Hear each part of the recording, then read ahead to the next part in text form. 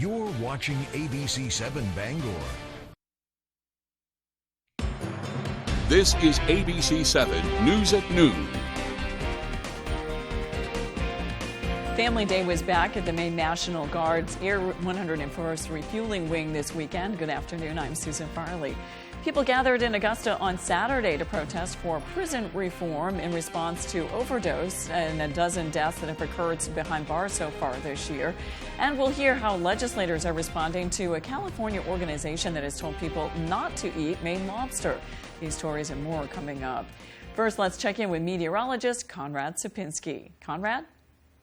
Thank you so much. And our first weather today is brought to you by Luigi and Fredericks across from Eastern Maine Medical Center, serving the greater Bangor area for over 65 years. So today, lots of cloud cover once again, a couple of sprinkles just north of Bangor, to be honest, but all of this will continue to move out of the region. Dew points, though, are a bit on the higher end, and they will continue to be on the higher end through tomorrow. And then by Wednesday, they will finally start to drop and continue to drop by Thursday, and right in time by the weekend. It will finally be very comfortable outside. It will feel nice and pleasant. It won't feel as sticky as it has been feeling the last couple of days. Today, though, it will feel a bit sticky with that rain sticking around in the area. Temperatures on the mild end into the lower 80s. Expect some break in the clouds later in the day today. Tonight, though, we cool back down into the upper 50s. Partly cloudy skies and fog will be dense once again, so be careful by your morning commute tomorrow. And then tomorrow, round 2. Rain is back once again with cooler temperatures in the mid-70s, and later on today, we'll see lots of sunshine and temperatures in the 80s. Thank you, Conrad. Portland police are investigating a shooting in the area of 43 Wharf Street that left 2 people seriously injured. According to officials, 2 officers were on foot patrol in the area and heard gunshots just after 1 a.m. this morning. When they arrived on Wharf Street near Union Street, the officers found a 34-year-old man that had been shot several times. Officers applied tourniquets and gave first aid while waiting for paramedics. Within a matter of moments, the second victim, a 22-year-old woman from Portland, was found at the corner of 4th Street and Union Street. She was suffering from multiple gunshot wounds. Officers applied the same treatment to her. Both victims were taken to Maine Medical Center in Portland with serious injuries. 4th Street, Union Street, and Wharf Street were all closed while investigators searched for evidence. On Saturday, just after 1 a.m., Bangor Police and Fire responded to a car crash on Kentuskeg Avenue between Griffin Road and Broadway. When they arrived, officers discovered both drivers were deceased. Neither car carried any passengers. Bangor Police Department officials say the preliminary investigation indicates the collision was due to one of the vehicles crossing the center line. They say speed may also have been a factor. The crash is currently under investigation and reconstruction. Names are not being released at this time. Also on Saturday, just after 2 a.m., Bangor police officers responded to 68 Jefferson Street for a report of 2 males arguing. The caller reported that a loud argument had ensued, followed by what sounded like a gunshot. Upon arrival, officers found that 2 male roommates had been arguing and one had refused to leave the other's room. During this time, a handgun was displayed and fired within the apartment. No one was injured during the course of the events. Officers arrested 35-year-old Fox Maloney of Bangor. He was charged with reckless conduct, criminal threatening with a dangerous weapon, and disorderly conduct. Maloney was taken to the Penobscot County Jail. Saturday, family and friends of the 15 people who lost their lives in Maine's prisons and jails this year rallied together for a common goal, calling for prison reform measures. A.J. Douglas spoke to advocates to learn more. Too many people have died in the custody of the state of Maine. Too many people have died in jails. Too many people have died in prisons. We need to treat people and not cage them. The Maine Department of Corrections has reported 15 deaths of incarcerated individuals so far this year. Advocates are calling for better treatment accessibility for those suffering behavioral health and substance abuse concerns prior to the disease escalating into a police matter. We're advocating for a healthcare response to mental health crises rather than a prison response or a policing response to healthcare crises. Lawmakers and community activists say it's time to advance community recovery efforts rather than continue placing additional funding into the prison system. That just exposes the fact that there is a massive lack of treatment on the outside of prisons and jails. And that's where the state needs to focus and invest. The fact that people are dying behind bars, incarcerated, just demonstrates that we need the support in the community and not just in prison. The legislature has taken steps to ensure that we have opioid treatment inside, but it's inaccessible for many on the outside. Many of those who spoke out shared their personal stories describing experiencing withdrawals while incarcerated. Andre Hicks calls himself a survivor of the prison system. Hicks says he did not battle drug abuse, but says he experienced inhumane conditions while incarcerated. Hicks explains that once someone enters the jail and prison system, they no longer have a voice. We're asking for every inmate to be scanned upon entry, learn their medical, learn the facts of their medical history, and listen to what they're saying. Maine Department of Corrections Commissioner Randall Liberty released a statement saying in part, quote, "Those committed to the Department of Corrections are provided wellness services and hospice care, treatment for substance use disorder and mental illness, engage in education and job training opportunities, have access to nutritious and farm-fresh foods, and regularly receive health care," end part, quote. In Augusta, A.J. Douglas, ABC 7, Fox 22. Family Day was back this weekend for many of Maine's active duty service members. Devin Dagnall has the story. Maine National Guard's 101st Air Refueling Wing hosted its first Family Day in 3 years. According to Colonel Ian Gillis, the day allows family members of those serving in the National Guard to come onto the base and get a better idea of what their active duty family members are up to when they're not at home. He also says that the resources learned about at Family Day can be crucial for smooth deployments both at home and on the front lines. We want to make sure that that family has a connection to other families in the organization so that they're supported and taken care of. I can tell you from experience, the many deployments I've had, knowing that my family had people they could reach out to and get support from while I was deployed was huge in my ability to go do my mission while I was deployed. Families were also allowed to tour a Boeing KC-135 and a Boeing KC-46, two planes used by the Guard to refuel aircrafts mid-flight. The KC-135 is over 60 years old and still taken on missions regularly. Kyle Blanchett, a pilot who has flown the 135 on multiple missions, was able to take a moment and talk about what Family Day means for him and his family. It's super awesome because I can go home and talk about my work all day, but until you can actually have them come and see it, it just means that much more to me. And then when I'm working the long hours, when I'm gone on the road, it's an opportunity for them to understand what we're really doing. In Bangor, I'm Devin Dagnall for ABC 7 and Fox 22. Coming up on ABC 7 News at noon, we'll get a glimpse of Greenville's 48th annual Seaplane Fly-In. That's next. We'll be right back. Live and unzoomed in 2022, REO Speedwagon. Stinks. Special guest, Loverboy.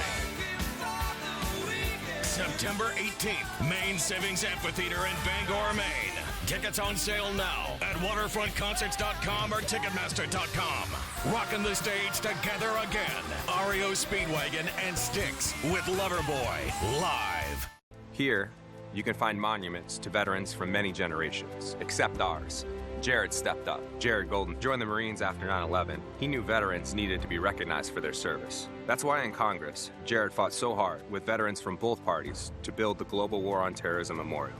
This will be a place for all of us who served in Iraq and Afghanistan to heal, and for our families too. I'm Jared Golden, and I approve this message because the memory of our fallen brothers and sisters must live on for generations to come. On the Road, broadcasting the news at 6, live from Millinocket, is sponsored by West Branch Wellness, the Katahdin region's premier med and head shop. Exceptional products, even better service. The Katahdin General Store, an agency liquor store with a new takeout menu, souvenirs, and all your outdoor essentials. And Davis Pharmacy, offering home medical equipment, respiratory services and supplies, pharmacy services and gifts. Stop in or call today. wherever you are. Whether you're ready or not, it's coming. With a purpose, with persistence, with the power to change the way you live. So you don't have to change the way you live. Generac automatic standby generators. Control your power, control your life. Visit Generac.com. A vengeful tenant spews hate and obscenity. I'm looking at exactly what you posted on her phone, on her daughter's phone. That would be what we call vicious. There was reason that pushed me to do what I did. But it's even too much for this roommate. I want you to tell me what you would do to a 30-year-old man who sent this to your 10-year-old sister. I would make sure that he didn't send that to anyone else. Judge Judy. Monday at 5, only on ABC 7. You're watching ABC 7 Bangor.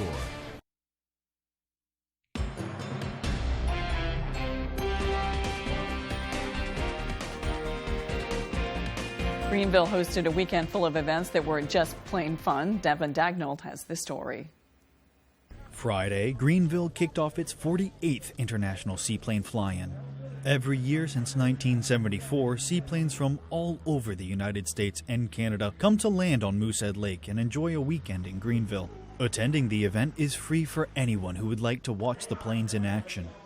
When the event was conceived back in the early 70s, it was designed as kind of a wind-down weekend for local seaplane operators, which were very prominent in the area.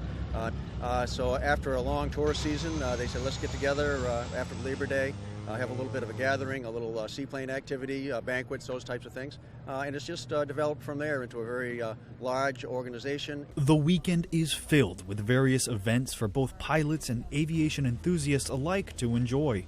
According to Board of Directors member Keith Strange, one of the most popular contests at the fly-in is the takeoff contest. During the event, pilots are put head-to-head to see who can make the fastest and smoothest takeoff.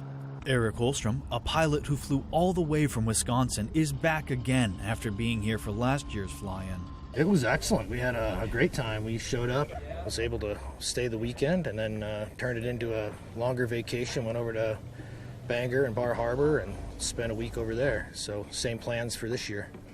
Beyond the event, Gary Norris, president of the Greenville International Seaplane Fly-In, says that the organization is also committed to inspiring and aiding the next generation of pilots. As an international seaplane organization, we do scholarships, donations to Maine Aeronautics. We do some for the Aeronautic Cadet CAP kids, and then University of Maine, we help with scholarships through them. That's part of our goal, is put back into the aviation community.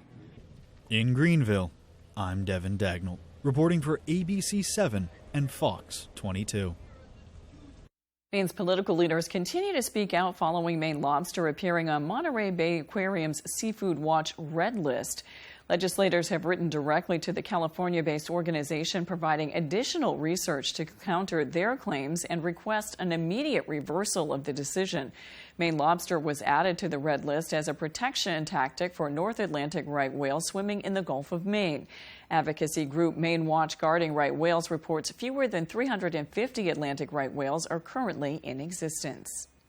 There has never been a case of a right whale that was killed due to entanglement in Maine lobster gear.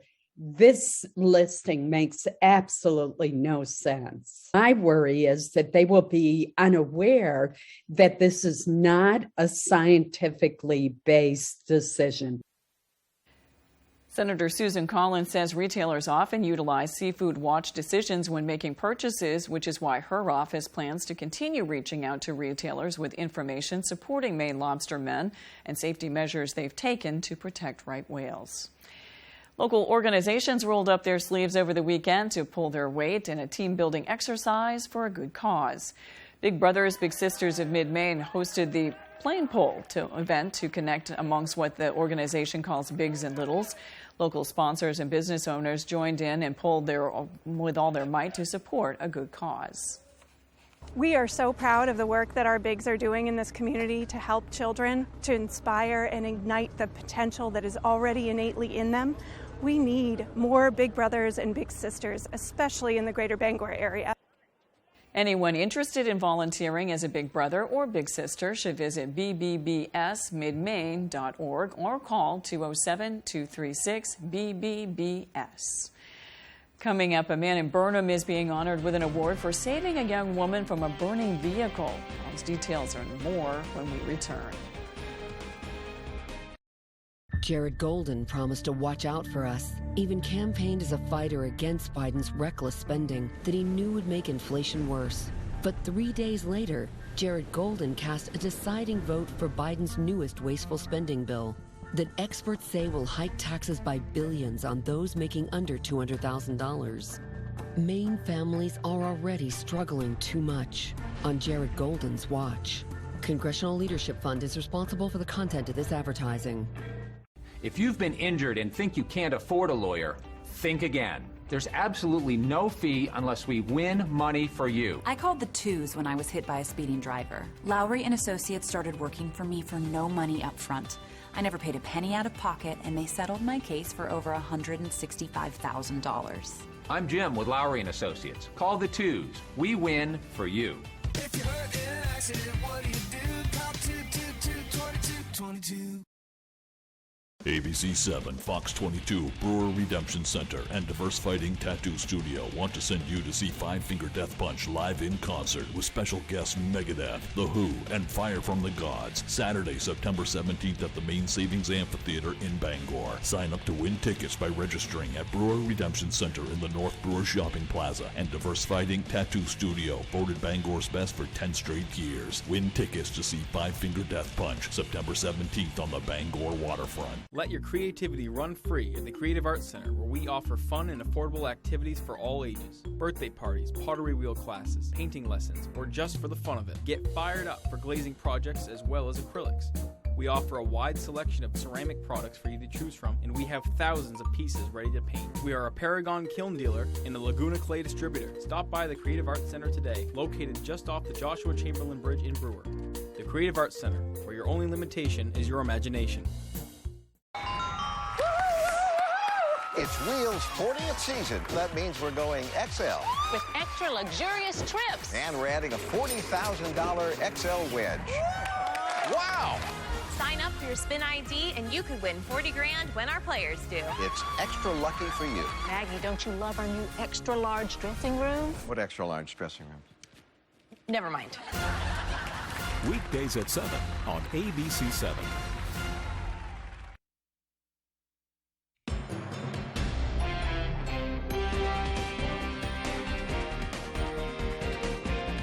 Sunday was an emotional day for Americans as the nation marked 21 years since the 9/11 attacks, a tragedy that shook the nation to its core and shaped the course of the country's history ever since. Memorials and vigils were held at sites in New York, D.C., and Pennsylvania as loved ones remembered those who were lost and called on Americans to come together once again. Fox News correspondent Alexis McAdams has the story. During a tearful tribute Sunday morning at the 9/11 Memorial and Museum in Lower Manhattan, the nation grieving, marking 21 years since the attacks. Nearly 3,000 people lost their lives that day. Although time has passed, the loss not easier for these families. Vice President Kamala Harris, New York Governor Kathy Hochul, New York City Mayor Eric Adams, and Attorney General Merrick Garland in that crowd. The loved ones of those victims speaking directly to the nation's leaders. It took a tragedy to unite our country. Back then, no one cared if you were Republican, Democrat, age, gender, race, ethnicity. We were united. It took a tragedy to unite us. And I want to remind all of you there, it should not take another tragedy to unite our nation. President Biden also reflecting on America's solidarity in the wake of an unthinkable tragedy as he laid a wreath at a memorial at the Pentagon. The American story itself changed that day. What we will not change, what we cannot change, never will, is the character of this nation that the terrorists thought they could wound.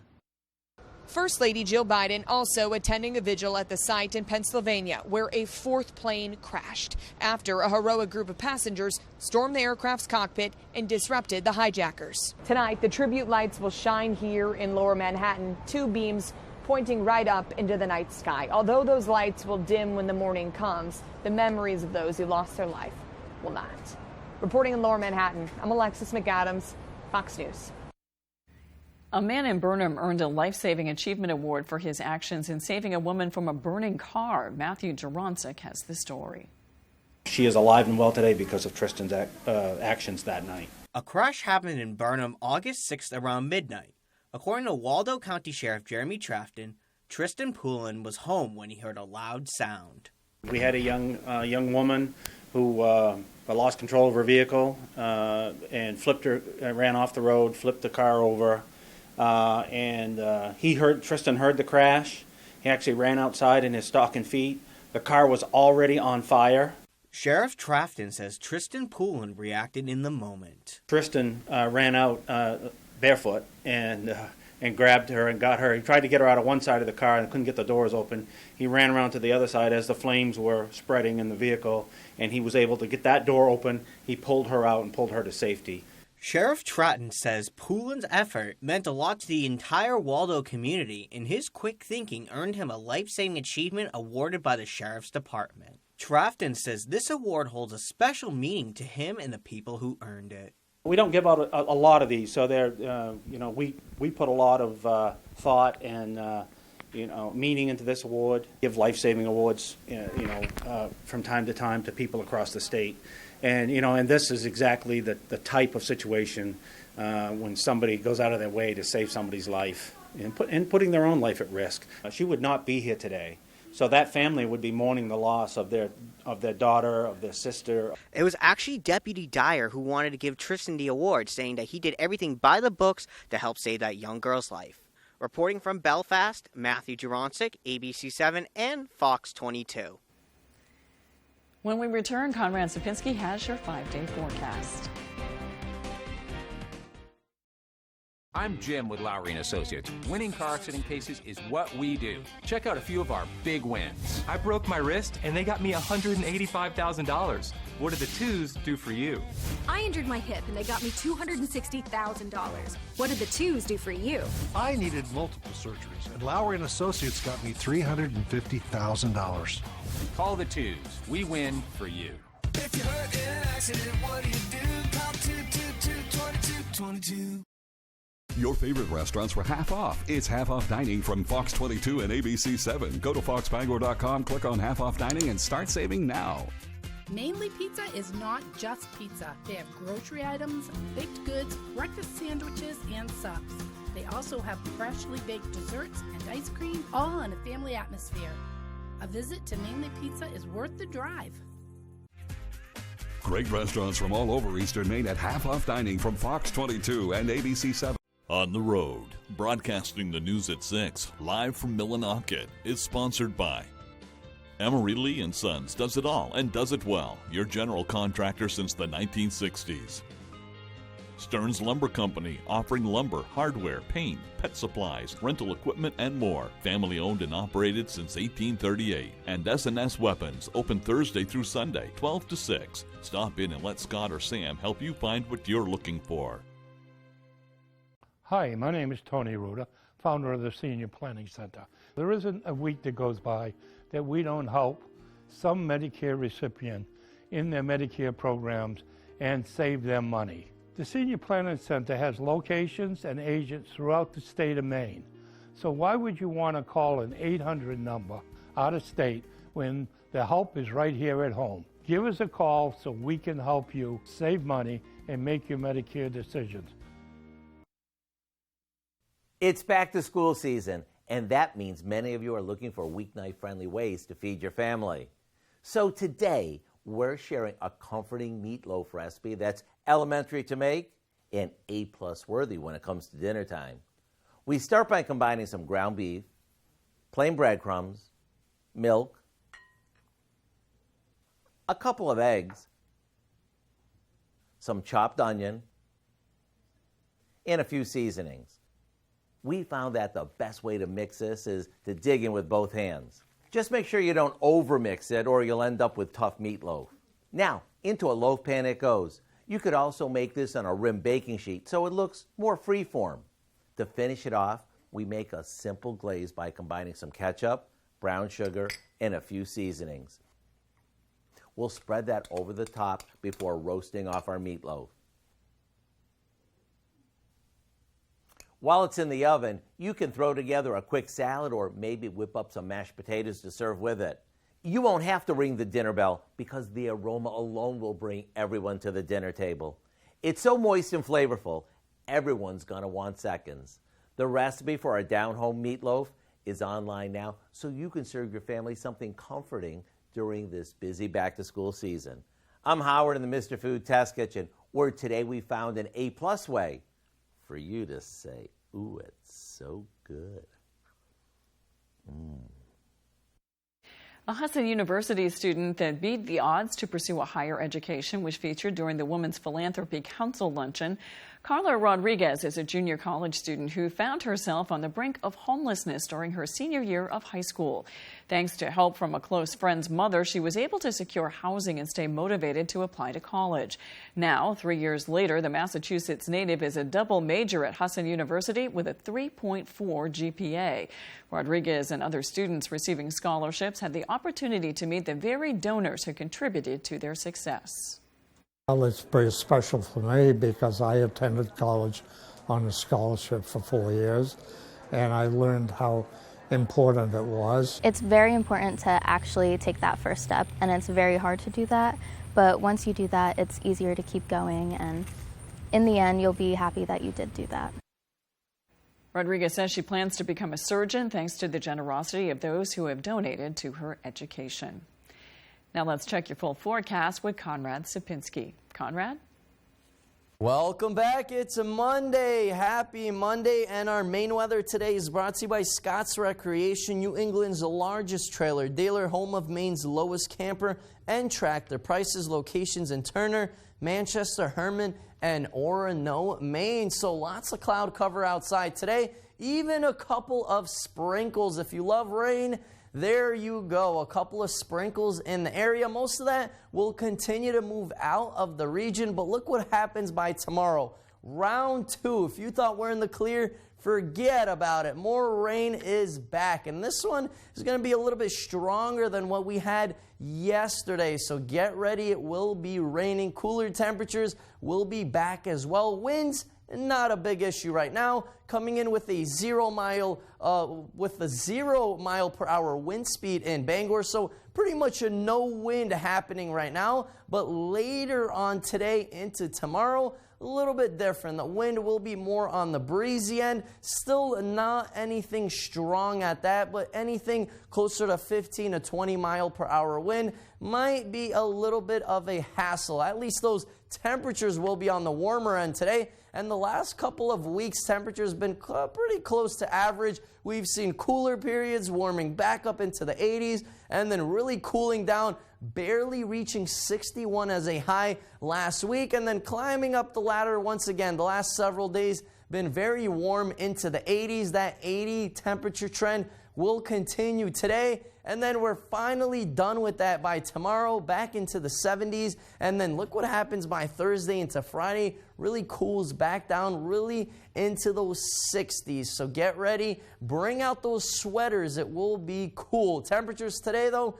really nice and warm into the 80s. Get ready for that rain, but then later on we'll have some breaks in the clouds. Some sunshine will start to peak up later on today. Tonight, though, it'll be a cooler one. Temperatures in the upper 50s, partly cloudy skies, and get ready for some dense fog by the morning hours. So leave a little bit extra early for that morning commute tomorrow. And then rain, round 2 of that rain starts to move in. Temperatures in the mid-70s, and our extended forecast outlook does show beautiful weather back by Wednesday and Thursday.